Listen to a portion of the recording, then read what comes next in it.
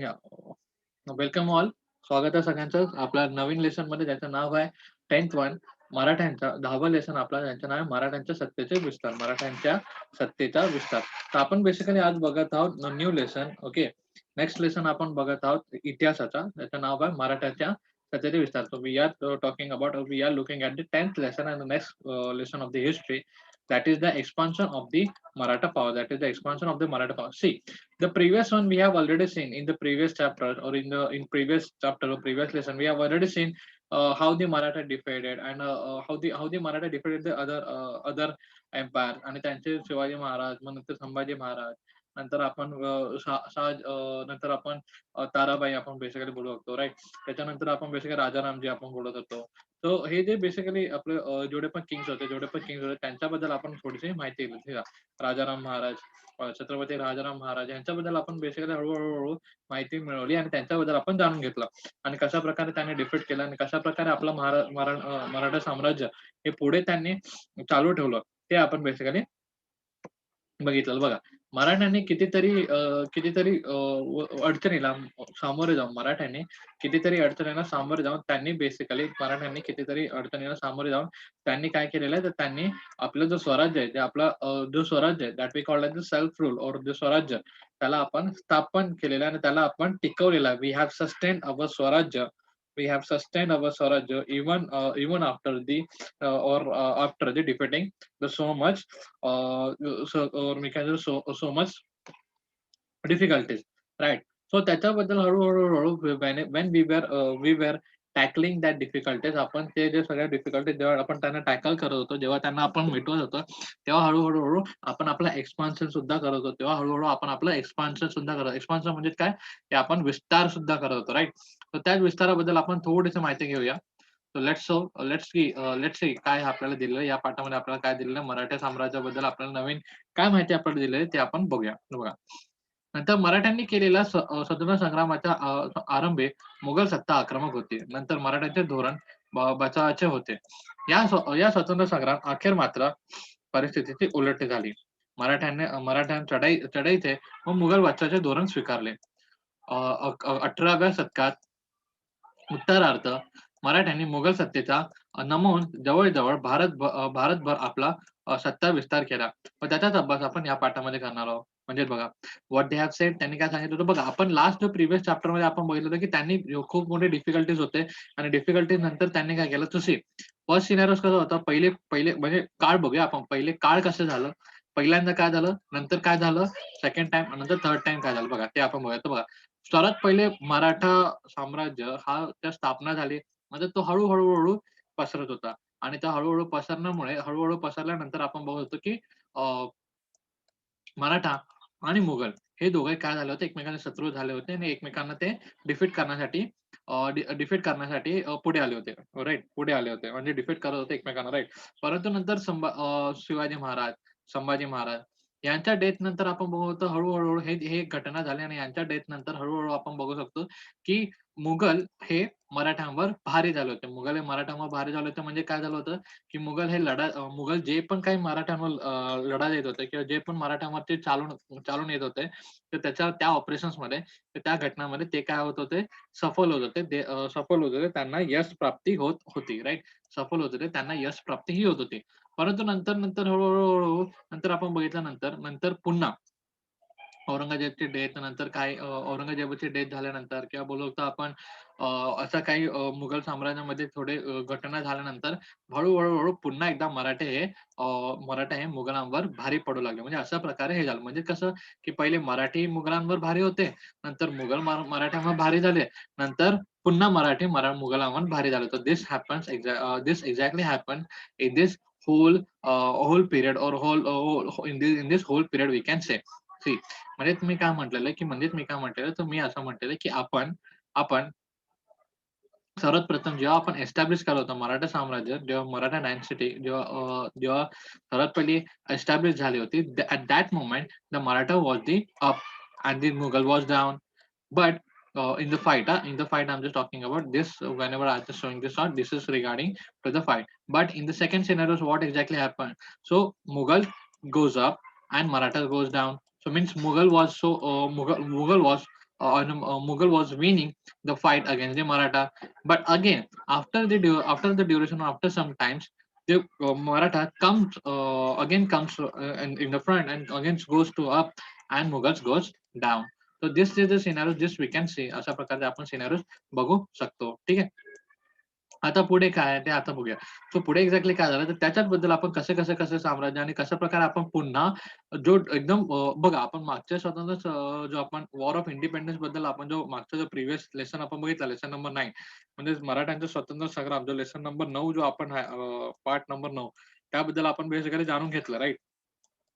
त्याच्यात आपण जाणून घेतलं की कशा प्रकारे मुघल हे आपल्यावरती भारी पडत होते आणि मुघल कशा प्रकारे आपल्याला हरवण्यासाठी पुढे आले होते आणि आपल्याला हरवत सुद्धा होते आणि आपलं साम्राज्य हे कशा बसानं होईना, परंतु हळूहळू कुठेतरी कमी कमी व्हायला लागला. परंतु नंतरच्या स्वतंत्र संग्रामानंतर पुन्हा असे एक पुशअप आपण घेतला, पुन्हा आपण एक बूस्ट घेतला की जेणेकरून मराठा साम्राज्य पुन्हा पसरायला लागलं. तर त्याच घटनेबद्दल आपण आता जाणून घेणार आहोत. So let's talk about this thing to see. नंतर शाहू महाराजांची सुटका. शाहू महाराजांची सुटका हे आपण बघूया. बघा, औरंगजेब बादशहाच्या मृत्यूनंतर त्यांच्या मुलांमध्ये दिल्लीच्या गादीसाठी संघर्ष चालू झाला. शहजादा आझम शाह हा दक्षिणेत होता. बादशाही तख्त हस्तगत करण्यासाठी त्याने त्वरेने दिल्लीला निघाला. राजपुत्र शाहू यांना हे त्यांच्या ताब्यात होते. शाहू महाराजांच्या कैदेतून सोडलेल्यास महाराणी ताराबाई व शाहू महाराज यांच्या छत्रपतीच्या गादीसाठी कल होईल व मराठा साम्राज्य खच्ची होईल असे अझम शहाला वाटले. त्यामुळे त्याने शाहू महाराजांची सुटका केली. बरं बघा, बेसिकली काय झालं आपण इथं बघू शकतो की ताराबाई बद्दल आपण जे बोलून घेतो ते बघा, शाहू महाराजांना ऑलरेडी आपण बघतो शाहू महाराजांना यांनी केलं होतं. अरेस्ट कोणी केलं होतं आपण बघूया. आझम शहाने अरेस्ट केलं होतं. See, let's read this in English also. Release of the Shahu Maharaj. After the death of Emperor Aurangzeb, there was a struggle or ensued a struggle among his son for the throne of Delhi. The Prince Azam Shah was in the south. At once he marched toward the Delhi. He seized the emperor throne. The Prince Shahu was his or we can say the captivity. Azam Shah believed that if the Shahu Maharaj was released, there would be arise the conflict between him and the Maharani Tarabai for a Gadi of the Maratha Chhatrapati. Azam Shah felt that this would be the sap of the Maratha strength, and therefore he released a Shahu Maharaj. He released the Shahu Maharaj. म्हणजे त्यांनी काय केलं, त्याला काय वाटलं बघा, औरंगजेबची मृत्यू झाल्यानंतर औरंगजेब जो आपण मुघल सम्राट ज्याला आपण म्हणतो औरंगजेब, त्या औरंगजेबच्या मृत्यूनंतर त्यांच्या मुलांमध्ये गादीसाठी काय झालं होतं, त्यांच्या मुलांमध्ये गादीसाठी फाईट झालेली. परंतु त्यांच्यामध्ये जो आझम शाह नावाचा जो मुलगा होता, की आझम शाह नावाचा जो प्रिन्स होता, राजपूत होता, तो काय केला, तो दक्षिणेस होता. तर आपल्याला ती गादी भेटली पाहिजे, आपल्याला दक्षिणेतली गादी भेटली पाहिजे, यासाठी तो काय केला, आपल्याला दिल्लीची गादी भेटली पाहिजे, यासाठी त्या दक्षिणमधून दिल्लीकडे त्यांनी कूच केली. तो तिकडे चालायला लागला आणि तेव्हा त्याला वाटलं की जर मी, कारण तेव्हा मराठा साम्राज्याचे जे काही सूत्र होते ते महाराणी ताराबाई हे चालवत होते. तर ह्याला काय वाटलं की जर आपण शाहू महाराजांना सोडलं, ओके, जर आपण शाहू महाराजांना सोडलं तर महाराणी ताराबाई आणि शाहू महाराज यांच्यामध्ये झगडा होईल आणि आपोआप मराठा मराठा साम्राज्य नष्ट होईल असं त्याला वाटलं. आपोआप म्हणजे कारण बघा, कारण त्यांच्यामध्ये दोघांमध्ये कोण राजा होईल, कोणाच्या हातामध्ये सत्ता असेल, ह्याच्यासाठी झगडा होईल आणि त्या झगड्याचा फायदा घेऊन आपण त्यांच्यावरती कूच करून मराठा साम्राज्य संपवू शकतो. अशा प्रकारचं प्लॅनिंग त्यांनी आझम शहाने केलं होतं. अशा प्रकारचा प्लॅनिंग आझम शहाचं होतं, म्हणून त्यांनी शाहू महाराजांना सोडलं. परंतु झालं काय नेमकं ते आपण आता बघूया. तर शाहू महाराजांचा राज्याभिषेक, कैदेतून सुटका झाल्यावर शाहू महाराजांनी महाराष्ट्रावर कूच केली. त्यांनी मराठ्यांचे काही सरदार येऊन मिळाले, परंतु महाराणी ताराबाई महाराजांच्या छत्रपती पदाचा हक्क मान्य केला नाही. पुणे जिल्ह्यात भीमा नदीच्या काठी खेड येथे शाहू महाराज आणि महाराणी ताराबाई यांच्या सैन्यात लढाई झाली. या लढाईत शाहू महाराजांनी विजय झाले. त्यांनी सातारा जिंकून घेतले. स्वतः राज्याभिषेक करून घेतला व सातारा ही मराठा राज्यांची राजधानी झाली. सातारा हे मराठा राज्यांची राजधानी झाली. To see what exactly happened after the release of Savan Maharaj. Immediately after his release, the Savan Maharaj's release, the Savan Maharaj marched toward the Maharashtra. He joined some, he was joined by some Maratha Sardar, but Maharani Tarabai did not accept his claim to the throne.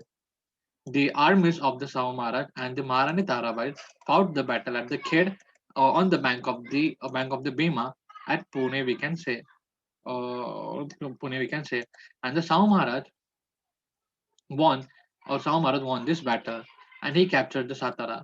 He got himself crowned, and Satara became the capital of the Maratha kingdom. तर बघा याप्रमाणे जे आपण पुणे किंवा रायगडची जी राजधानी आपण बोलत होतो मराठा साम्राज्याची राजधानी हे बेसिकली कसं साताऱ्याला कशाप्रमाणे गेली तर या प्रमाणे गेलेली आपण बघू शकतो. म्हणजे बघा काय झालं की की की की what exactly happen the Shahu Maharaj was release म्हणजे शाहू महाराज सुटका केली आणि ते पटकन महाराष्ट्राकडे आले.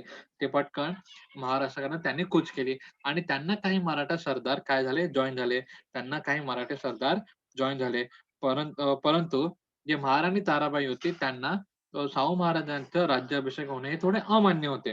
तर शाहू महाराजांचे राज्याभिषेक होणे हे त्यांना अमान्य होते. कारण कदाचित त्यांना असं वाटत असावं की हे आताच आलेले असावे तर थोडं आराम करावं नंतर असं वगैरे याप्रमाणे इंटेन्शन मध्ये असेल किंवा दुसरे काही पॉलिटिकल रिझन असतील जेणेकरून त्यांनी बोललं असेल की तुम्ही शाहू महाराजांना राजा बनवणे याच्यासाठी त्यांनी विरोध केला असावा राईट. बट बट शाहू महाराजांनी काय केलं शाहू महाराजांनी आपली आर्मी आणि ताराबाई यांची आर्मी त्यांच्या दोघांमध्ये पुणे खेड या ठिकाणी भीमा नदीच्या खोऱ्यामध्ये भीमा नदीच्या काठी तिथे लढाई झाली आणि त्या लढाईमध्ये बेसिकली कोण जिंकलं त्या लढाईमध्ये आपण बघत होतो शाहू महाराज हे जिंकले होते. तर शाहू महाराज जिंकल्यानंतर त्यांनी काय केलं की सातारा जो प्रदेश आहे तो त्यांनी काबीज करून घेतला. सातारा प्रदेश काबीज करून घेतल्यानंतर त्याला मराठ्याची राजधानी सुद्धा घोषित करण्यात आली आणि नंतर त्यांनी स्वतःचा कोरोनेशन करून घेतला. कोरोनेशन मीन्स व्हॉट राज्याभिषेक त्यांनी करून घेतला. तो ही हिमसेल्फ म्हणजे त्यांनी आपलं स्वतःचा राज्याभिषेक करून त्यांना आपण बोलवतो राजा ही पद त्यांना मिळाले आणि ते राजे मराठ्यांच्या साम्राज्याचे राजे ते बनलेले आपण बघू शकतो. काही काळ शाहू महाराणी ताराबाई यांचा विरोध चालूच राहिला. इसवी सन 1710 मध्ये महाराणी ताराबाई पन्हाळगडावर आपला अल्पवयीन मुलगा शिवाजी दुसरा या छत्रपती म्हणून घोषित केले. तेव्हापासून मराठेशाही साताराच्या राज्याखेरीज कोल्हापूरचे स्वतंत्र राज्य अस्तित्वात आले.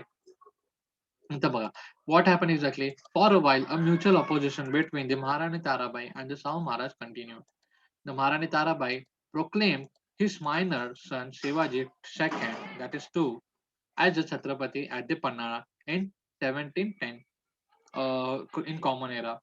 This gave the rises to an independence of the Maratha kingdom at the Kolhapur beside the one we have at the Satara. म्हणजे बघा व्हॉट एक्झॅक्टली आपण तर हे जे थोडंसं क्लेश चालू होतं या दोघांमध्ये जे झगडा वगैरे चालू होता आपण बोलवतो बेसिकली महाराणी ताराबाई आणि शाहू महाराज तर यांच्यामध्ये जो झगडा चालू होता यांच्यामध्ये जे मतभेद जे होते बेसिकली ते काही काळास्तर चालूच होते.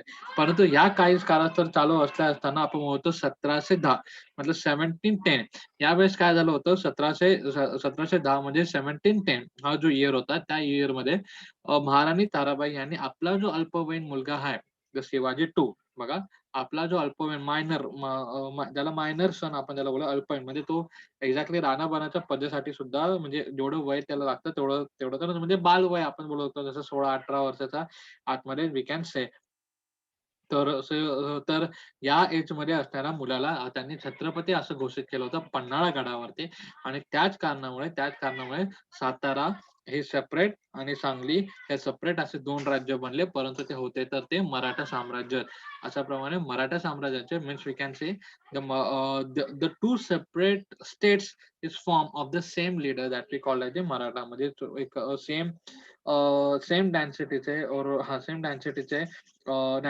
सेम डायनेस्टीचे आपण दोन स्टेट बघत होतो जे होते एक कोल्हापूर आणि दुसरं होतं सातारा. नंतर बघा शाहू महाराजांचे पूर्वायुष्य मुघलांच्या छावणीत गेल्यामुळे त्यांना मुघलांचे राजकारण जवळून पाहायला मिळाले होते. मुघल व विशिष्ट उत्तर भारतातील राजकारणातील खाचाखोचा त्यांना समजला होता. मुघल सत्तेच्या बलस्थानांचे व कमतरतेची त्यांना चांगली माहिती झाली होती. शिवाय मुघल दरबारातील प्रभावशाली व्यक्तींचे त्यांचा परिचय झाला होता. या सर्व बाबतींचा उपयोग त्यांनी बदलत परिस्थिती मराठा राजकारणाची दिशा ठरवण्यासाठी त्यांना झाला. दुसरी व्हॉट एक्झॅक्टली आपण वी ऑन नो आपल्या सगळ्यांना माहिती आहे सावजी महाराज वॉज कॅप्चर्ड और was in the was with the Mughal साम्राज्य for a very big time. म्हणजे काय आपण बोलतो the early part of the Saw Maharaj's life was spent in the Mughal camps. So he had seen the Mughal politics from the close quarter, and then we can say he knew the finger points of the Mughals and especially the North Indian politics. म्हणजे ते तिथं बराच काळ त्यांच्यामध्ये कैद असल्या कारणाने त्यांना बऱ्यापैकी म्हणजे मुघल साम्राज्य कशा प्रकारे राज्य करतात किंवा मुघल साम्राज्याची ताकद काय, what is the strength and what is the weakness of the Mughal Samrajya? He knows about that. What is the strength? What is the weakness of the Mughal Samrajya? He knows about that, and that's why and he basically take all these things आणि हे या सगळ्यांचा त्यांनी study करून मराठा साम्राज्याचं पुढे कशाप्रमाणे वेज असेल, the what will be the future of the Maratha साम्राज्य, what will be the path of the Maratha साम्राज्य, that he decide on the basis of that. म्हणजे या सगळ्यांच्या गोष्टीवरून त्यांनी मराठा साम्राज्याचं समोरचं भविष्य कसं असेल किंवा मराठा साम्राज्य पुढे जाऊन काय काय करेल त्याचं त्यांनी ठरवलेलं होतं. पुढे आपण बघूया तर मराठ्यांच्या राज्याशी नाश करण्याचा पूर्वीचे औरंगजेबाचे धोरण त्यांच्या वारसदारांनी आता सोडले होते. म्हणजे बघा मराठ्यांच्या राज्याचा नाश करण्याच्या पूर्वीचे औरंगजेबचे धोरण त्यांच्या वारसदारांनी सोडले होते. त्यामुळे आता मुघल सत्तेचे संघर्ष करण्याऐवजी त्यांचे रक्षण म्हणून पुढे येऊन त्यांच्या भूमीतून आपल्या सत्तेचा विस्तार करायचा असे नवे राजकीय धोरण मराठ्यांनी स्वीकारले. बघा पुन्हा एकदा आपण बघतोय बघा मराठ्यांच्या राज्याचा नाश करण्याच्या पूर्वीचे औरंगजेबाचे धोरण त्यांच्या वारसदारांनी आता सोडले होते. त्यामुळे आता मुघल सत्तेशी संघर्ष करण्याऐवजी तिचे रक्षक म्हणून पुढे येऊन त्यांच्या भूमीतील आपल्या सत्तेचा विस्तार करावा असे नवे राजकीय धोरण मराठ्यांनी स्वीकारले. नवे देवालय बांधण्याने जे पुण्य मिळेल तेच जुन्या देवळांची जीर्णोद्धार केल्याने मिळते. हे या धोरणाचे सूत्र होते. So he knew the strength and the weakness of the Mughal emperor very well, as he was we can say the acquainted with the influential people of the Mughal court. All the factors helped him deciding the new direction for the Maratha politics and the changing the circumstances that we all know. So next we will see the Aurangzeb's successor had given up the policies of destroying the Maratha power. So the Maratha adopted a new policy, that is, instead of fighting with the Mughal emperor, they decided to protect it and expand their own empire in their role. They believe that the restoring the old temple is as good as building the new one. So बघा नंतर आपण बघतो Mughal power face the threat of the Irani and Afghani inventor from the north west and also of the local Pathan, local Rajput, Jat, Rohillas ruler. The internal competition and the tussle in the court had also weakened the Mughal power.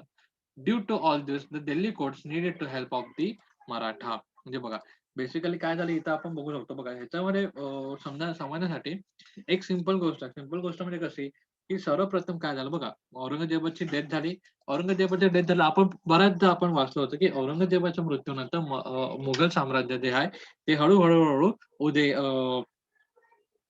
लयास यायला लागलं म्हणजे ते हळूहळू after the death of the Aurangzeb that all started to dropping and the Mughal dynasty started to dropping. म्हणजे सगळेजण काय व्हायला लागले की मुघल साम्राज्य हळूहळू लयाला यायला सुरुवात झाली होती. तर त्याचे रिझन्स पण वेगळे होते. त्यांचे रिझन्स काय होते फर्स्ट ऑफ ऑल पहिला रिझन तर आपण बोलू शकतो पहिला रिझन तर आपण बोलू शकतो, की त्यांच्यावरती इराणी, पठाणी, राजपूत बघा इराणी, अफगाणी, पठाण, राजपूत, जाट, रोहिले हे सगळेजण सॉरी मुघल साम्राज्याच्या विरोधात उभे झाले होते. प्लस मुघल साम्राज्याच्या आतमध्ये जो इंटरनल जो पॉलिटिक्स होता मुघल साम्राज्याच्या आतमध्ये सत्तेसाठी जो पॉलिटिक्स चालू होता, त्याने जो संघर्ष चालू होता, यामुळे सुद्धा त्यांची जी स्ट्रेंथ होती ती कुठे ना कुठे वीक झालेली होती. तर बघा मीन्स व्हॉट की आपण सगळ्यांनी एक मुहावरा तर ऐकला होता, unity has a strength and strength is in unity. म्हणजे काय, एकीचे बळ असं आपण एकतामध्ये बळ आहे असं आपण बोललेलो राईट. तर त्याचप्रमाणे परंतु मुघल साम्राज्य भले वरती एक असेल, परंतु आतमध्ये जर बघायला गेलं तर ते सगळे वेगवेगळे होते आणि सगळ्यांना सत्तेचा हा लालसा आलेला होता, की त्यांना सगळ्यांना बेसिकली काय करायचं होतं, साम्राज्य क्रिएट करायचं होतं. आणि प्लस इराणी, अफगाणी यांची भीती, तसेच पठाण, राजपूत, जाट, रोहिले यांच्या सगळ्यांपासून येणारा जो ऑपोज आहे तो सुद्धा तो सुद्धा मुघलांना काय बोलू शकतो आपण, मुघलांना सोसावा लागत असे. बट या सगळ्यांसाठी त्यांना कोणाची तरी हेल्प त्यांना हवी होती बघा. यासाठी त्यांना कोणाची तरी हेल्प त्यांना हवी होती. ऑलराइट. तो हे हेल्प तर त्यांना हवी होती, दॅट इज फर्स्ट पॉइंट. आता सेकंड पॉइंट आपण बघूया. सेकंड पॉइंट त्यांनी काय केलं, सेकंड थिंग काय झालं, की हां. औरंगजेबच्या मृत्यूनंतर, औरंगजेबच्या डेथनंतर त्याचे जे सक्सेसर्स म्हणजेच काय आपण बोलतो, त्यांची जी पिढी आहे, त्यांनी मराठा साम्राज्याला नष्ट करण्याचं जे धोरण होतं किंवा मराठा साम्राज्याचं to destroy or the policy of destroying the Maratha emperor, they left that and they give up on that. म्हणजे त्यांनी ते सगळं सोडून दिलं होतं, की नाही आता मराठ्यांसोबत आपण लढाई करणार नाही. हे अशा प्रकारचं त्यांनी अशा प्रकारचा त्यांनी जो हेतू होता ते त्यांनी सोडून दिला होता. आणि त्यांनी फक्त आणि फक्त आपलं साम्राज्य कशाप्रमाणे टिकून राहील यासाठी त्यांनी लक्ष दिलं होतं. आणि त्यासाठी मग त्याचमुळे हा जो सेकंड पॉइंट झाला, या सेकंड पॉइंटमुळे थर्ड पॉइंट काय आला आपल्याकडे, की मराठ्यांनी मग काय केलं, मराठ्यांनी आपण मुघलांच्या खिलाफ लढण्याऐवजी आपण मुघलांना प्रोटेक्शन देऊ आणि मराठा साम्राज्याचे विस्तार वाढवू, अशा प्रकारचे त्यांनी न्यू पॉलिसी नवीन धोरण त्यांनी स्वीकारले. कारण बघा, नवीन मंदिर बांधण्यामध्ये किंवा new temples to build the new temple जेवढा आपल्याला पुण्य भेटणार आहे, तेवढाच आपल्याला जुने मंदिर आहे त्यांना साकारण्यामध्ये किंवा त्यांना रक्षा देण्यामध्ये सुद्धा तेवढेच आपल्याला पुण्य भेटणार.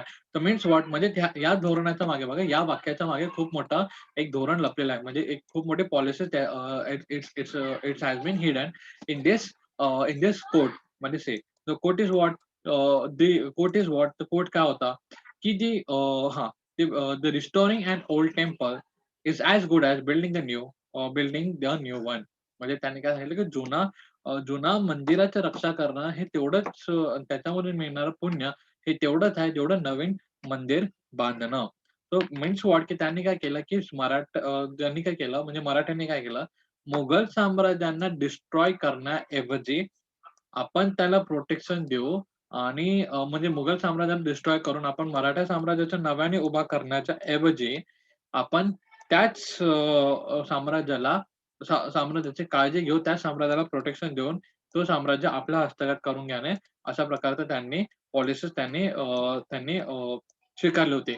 आणि प्लस मुघलांमध्ये असणारे हे जे काही 2-3 प्रॉब्लेम होते, त्यामुळे त्यांनी सुद्धा ते मान्य केले होते. त्यामुळे त्यांना हेल्प तर कोणाची तरी हवी होती आणि ती हेल्प त्यांना मराठ्यांकडून भेटली. हेल्प त्यांना तर कोणाची तरी हवी होती आणि ती हेल्प त्यांना मराठ्यांकडून भेटलेली आपण बघू शकतो. ठीक आहे. सो नेक्स्ट आपण बघूया आता पुढे काय होतं. तर पुढे आहे विश्वनाथ. बाळाजी विश्वनाथ. तर शाहू महाराजांच्या मुघलाच्या कैदेतून मुक्तता झाल्यानंतर त्यांनी बाळाजी विश्वनाथ भट यांना पेशवा केले. बाळाजी मूळच्या कोकणातील श्रीवर्धन गावाचा. तो कर्तृत्ववान व अनुभवी होता.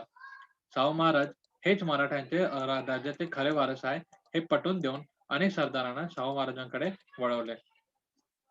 नंतर कान्होजी आंग्रे हा मराठा आरमाराचा प्रमुख होता. त्यांनी महाराणी ताराबाईची बाजू घेतली. त्याने शाहू महाराजांच्या मुलखावर हल्ले केले व त्यामुळे त्यांच्या समोर कठीण परिस्थिती निर्माण झाली. या परिस्थितीत त्यांनी बाळाजीला कान्होजी विरुद्ध पाठवले व बाळाजीने युद्ध टाळून मुत्सद्देदारीने कान्होजीस शाहू महाराजांकडे वळविले.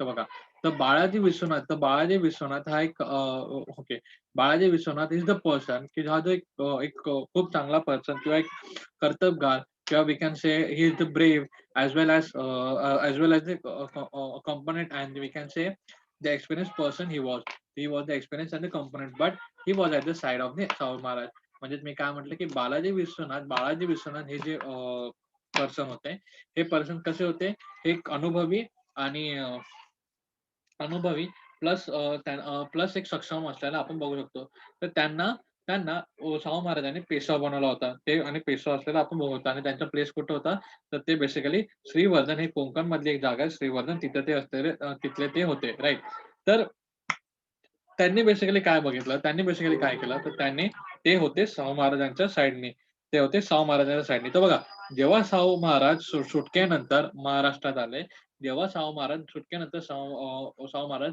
महाराष्ट्रात आले तेव्हा शाहू महाराज हेच आपले खरे वारसदार किंवा हेच खरे आपले मालिक असं किंवा हेच आपले खरे राजे अशा प्रकारचे काही सरदारांना पटवून त्यांनी सरदार शाहू महाराजांच्या अनेक सरदारांचा पाठिंबा शाहू महाराजांना दिलेला आपण बघू शकतो C that we have already seen that whenever he come in the Maharashtra the some Maratha सरदार जॉईन डेट जे शाहू महाराज आणि काही मराठी साम्राज्य हे शाहू महाराजांना जॉईन झाले होते तर ते जॉईन कोणामुळे झाले होते ते बालाजी विश्वनाथ यांच्यामुळे ते जॉईन झालेले आपण बघू शकतो नंतर पुढे काय झालं तर कान्होजी अंग्रे हे जे होते ते फक्त ते मराठा नेव्हीचे हेड होते हे was the chief of Maratha navy म्हणजे ते काय होते मराठा आरमाराचे ते प्रमुख होते परंतु ते कोणाच्या बाजूने होते ते होते महाराणी ताराबाईच्या बाजूने ते होते महाराणी ताराबाईच्या बाजूने परंतु महाराणी ताराबाईच्या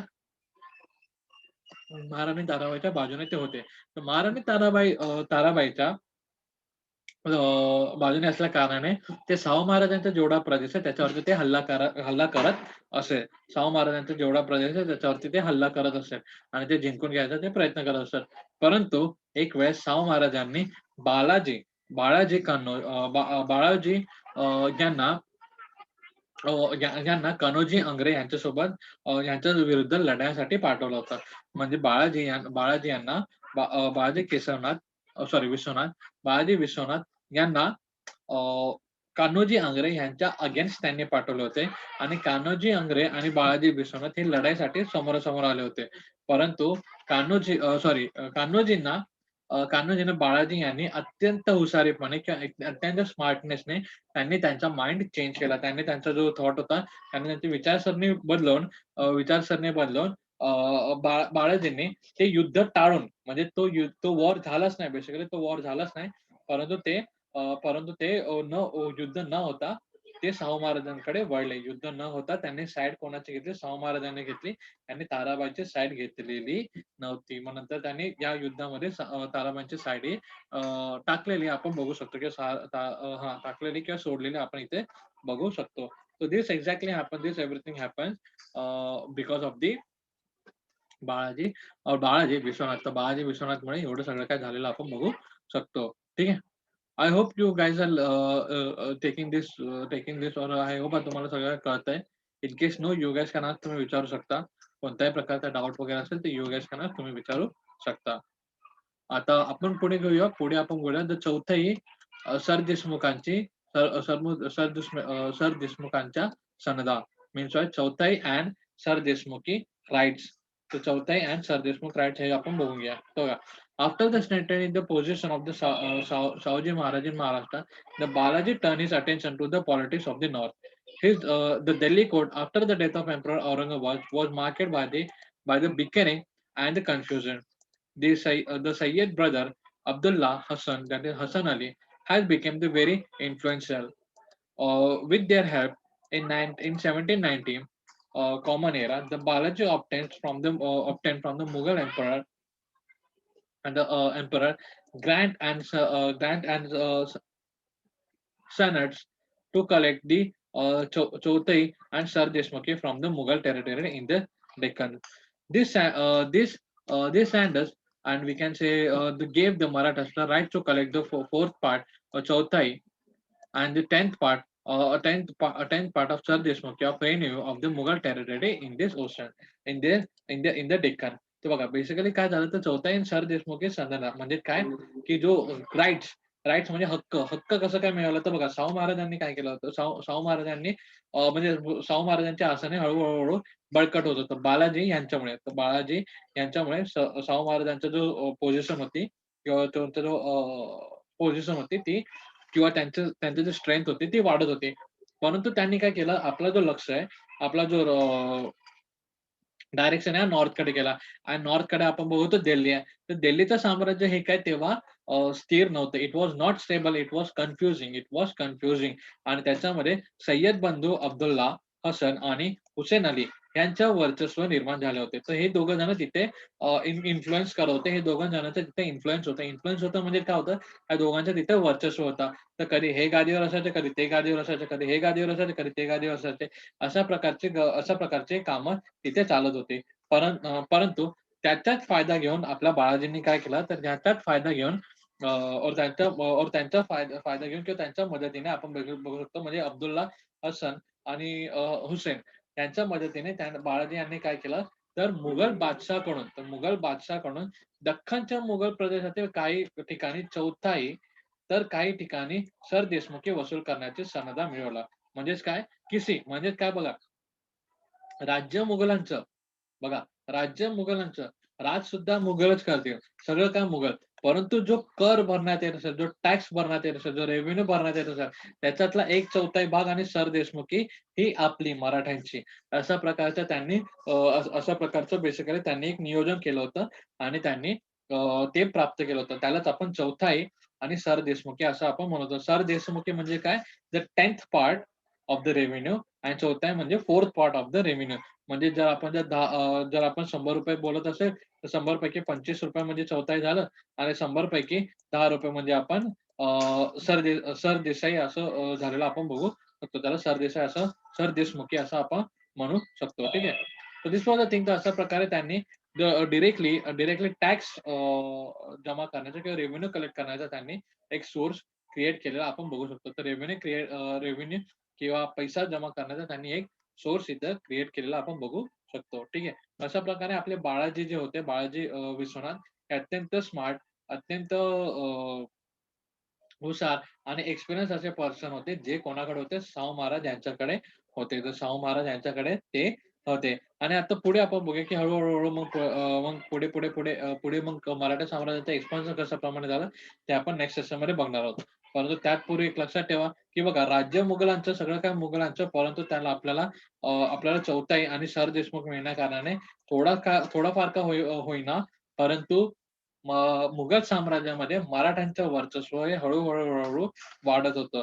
मुघल साम्राज्यामध्ये मराठ्यांचं वर्चस्व हे हळू वाढायला सुरुवात झालेली होती. आपण बघतो आणि यासाठी हेल्प कोणी केली, तर यांच्यासाठी हेल्प केली आपल्याला सय्यद बंधू अब्दुल्ला म्हणजे हसन आणि हुसेन अली यांच्या वर्चस्वामुळे आपल्याला यांच्या वर्चस्व होण्या कारणाने आणि यांच्या मदतीने आपल्याला हे करणे आणि हे घडवून आणणे पॉसिबल झालेलं आपण बघू शकतो. ठीक आहे. So this is the thing, this is all about this lesson. आता आपण नेक्स्ट सेशन मध्ये पहिला बाजीराव आणि पुढे बघणार आहोत. ठीक आहे. पहिला बाजीराव आणि पुढे ह्याच्या